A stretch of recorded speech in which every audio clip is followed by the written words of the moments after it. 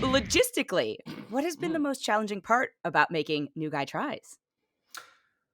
Logistically, there was a lot of different segments. It's on the Try Guys platform, and I would say it's adjacent to like the normal kind of content that they make, but Yeah. it definitely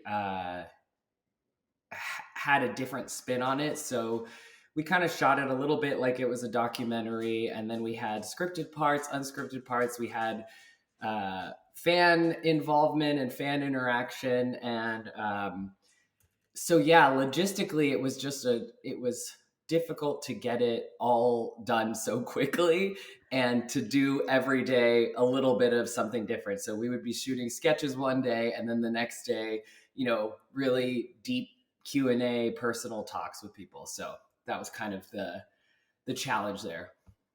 Okay, how about emotionally? Emotionally, even more of a challenge. I think I would emotionally, imagine. yeah, emotionally, it was emotionally, there was just as much up and down. I would say every day was really fun, but it was exhausting. At the end of the day, I would find myself emotionally exhausted. At the end of the third episode, I say it, but I had anticipated and kind of planned mentally for all the activities we were going to do, but I hadn't planned on what it would do to me to have to examine my masculinity every day, and then also to have to lead inadvertently lead my cis male friends through an examination of their masculinity. And so like holding that emotional space for them, having conversations that they had never had before, was definitely interesting. Yeah, I mean, I would imagine, like, does some of it come from, for lack of a better word, like the burden of educating others while also being effectively like educated yourself in the representation of masculinity?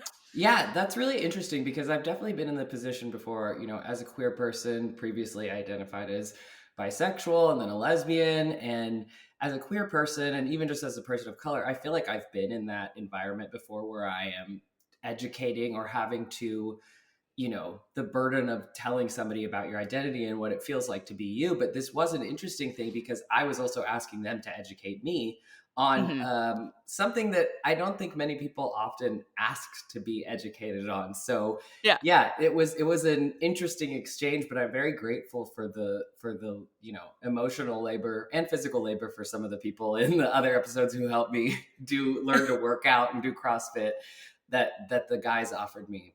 I do love that. I mean, I don't know if you loved, but your journey has been pretty public, of course, and now you've Hmm. got the show and you're being very Hmm. vulnerable about it. And I'm sure there have been like challenges and negative sides, but what has been the most rewarding part about being able to do this in like a public setting?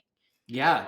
Well, I got my start at BuzzFeed and my life was very public. And even luckily, I've been following you since yeah, the BuzzFeed days. Like, I am familiar with your work. Like, don't worry. luckily, I luckily, did not know who you were. yeah. Luckily at BuzzFeed, for people who don't know, I got my Yeah. start at BuzzFeed. And at BuzzFeed, though, my work was mainly scripted work Mhm. versus unscripted. Every once in a while, I'd be in a taste test or, some kind of unscripted video. One of my most popular videos actually was learning to dance in 30 days as a woman. Um, and I took a break from that in 2018 and went into the writing world where I have been able to not be publicly facing and being able to make art not through having to express it literally via myself, which was a Yeah. really nice recharge. And then in the middle of that, I lost my dad too, which kind of completely shifted basically my whole world, my worldview, how I see things.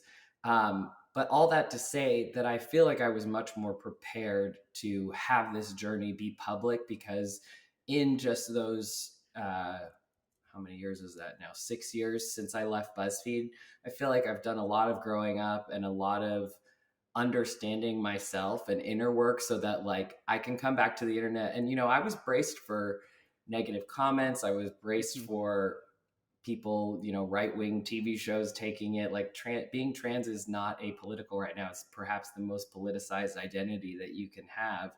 Yeah.